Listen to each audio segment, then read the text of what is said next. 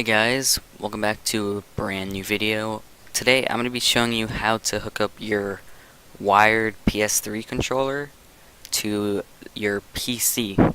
Now there's a few steps, but it may be confusing at first. But what you first want to do is get a program that will allow you to actually make your computer recognize that your controller is part of your PC. So may sound a little confusing, but let's get started.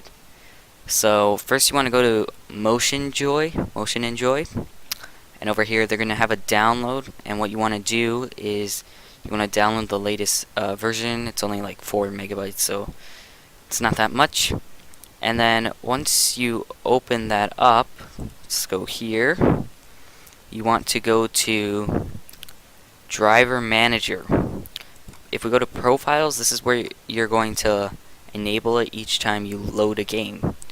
So I'm using my controller mostly for Rocket League, but each time I launch Rocket League, I'd have to enable this before I launch it, which allows me to use the controller in game. So what you want, your controller won't be here, but you go to Driver Manager, and you should get a screen like this, and what you want to do then is check this box and load driver. If you haven't already, make sure you plug in your controller.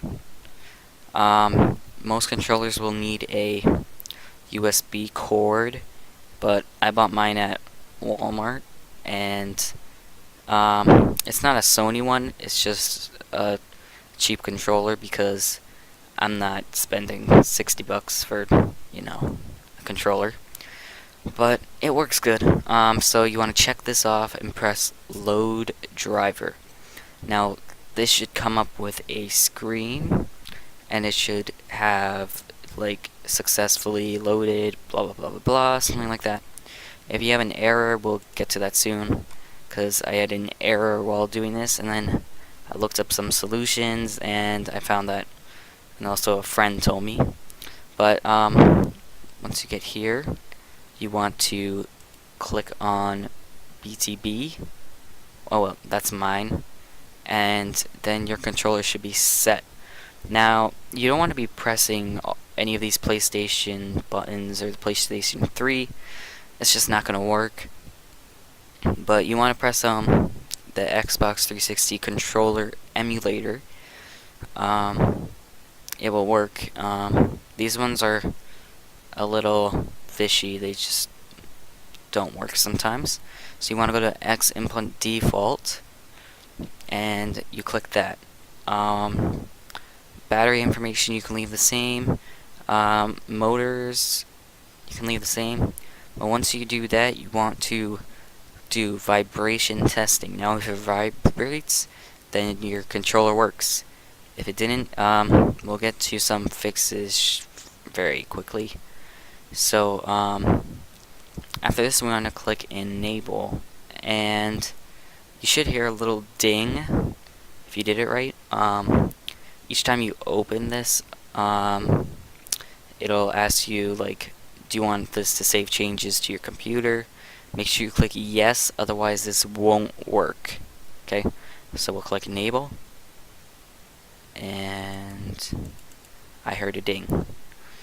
Now, if you had a problem, we're gonna go to this site, and okay, so over here I'll leave the link in the description. This is the site you want to go to. It's the person who made this pretty much explains that Microsoft likes to have only their own software used, if that makes sense. So Sony PlayStation controllers, they'll try to basically make it so your controller can't connect, but there is a fix to this. So if you go here and follow the steps, you want to go to update and recovery and do all that. And when you click troubleshoot, you should go to advanced options, startup settings, and then press the F7 for driver signature enforcement, and then that should allow your controller to be connected to your computer, and that should fix it. And then of course restart your computer, and that should be good. And this will allow your PS3 controller to be connected. So then if you have this problem, what you want to do now is go back here, go to your driver manager, check this, press load, and it should load. And then all you want to do is go to X input. I think it's on PlayStation 2 by default, and make sure your controller is set up here. Do your vibration testing, and then press enable. And then once you go into a game, your controller should work. Hopefully you enjoy this video. It helped you. I ran into the same problem, but I looked it up online, and that's how you fix it if you did have the problem. And if you didn't know how to do this, hopefully you learned. I'll see you guys in the next video.